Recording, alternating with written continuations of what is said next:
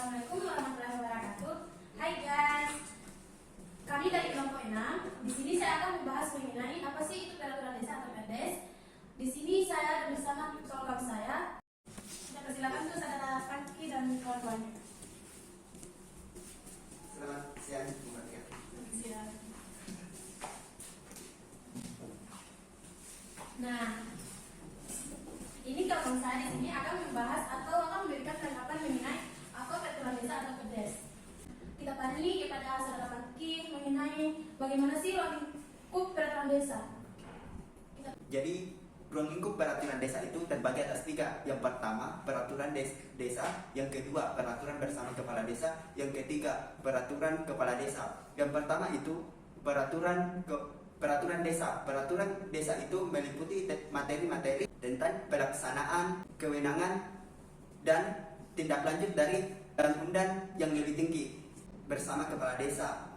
Peraturan bersama kepala desa ini berisi dari 3 peraturan. Yang pertama berisi tentang kerjasama antar desa. Yang kedua itu berisi tentang materi-materi tentang pelaksanaan peraturan desa. Yang ketiga berisi tentang peraturan bersama kepala desa dan undang-undang yang lebih tinggi. Yang ketiga, peraturan kepala desa. Peraturan kepala desa itu digunakan sebagai aturan pelaksanaan peraturan desa. Dan kepala desa itu berwenang untuk mengajukan rancangan peraturan desa dan menetapkan rancangan peraturan desa.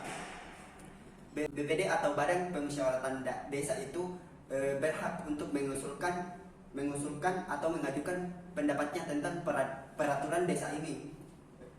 BPD dan kepala desa itu membahas dan menyepakati peraturan desa ini.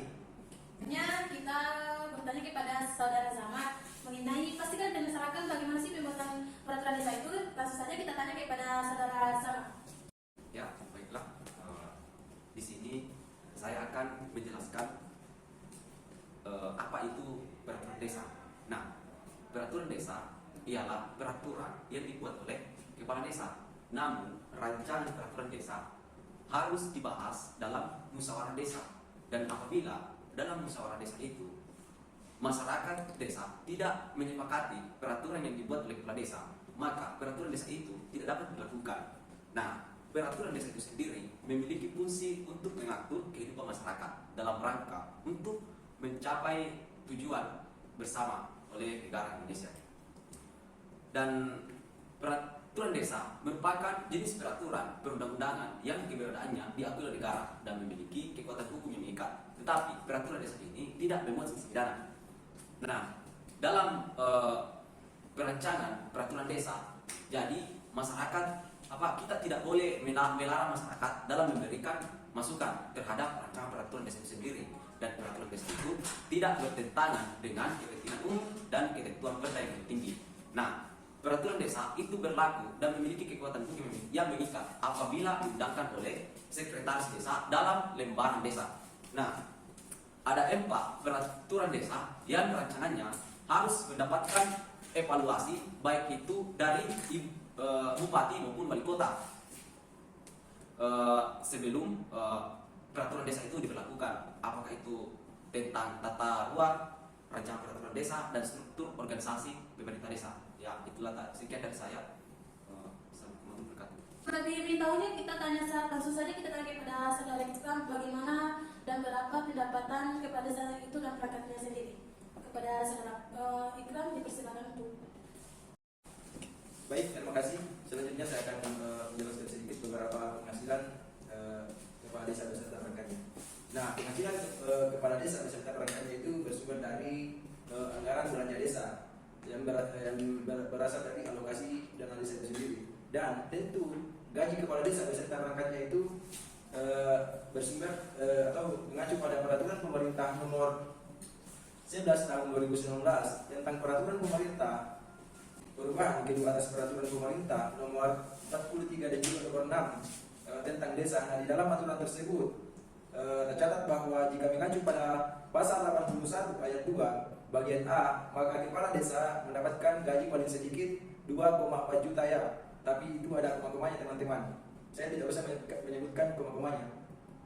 Sementara sekretaris desa itu menerima gaji paling sedikit 2,2 juta per bulan, dan perangkat desa itu menerima gaji paling sedikit 2 juta. Tentu barangkali itu teman-teman yang mereka dapatkan gaji per bulan. Nah, pertanyaannya, apakah mencukupi nggak kebutuhan keluarga, baik itu pendapatan perangkat desa dan gaji kepala desa untuk menghidupi keluarga? Tentu mungkin ada sumber-sumber pendapatan lainnya.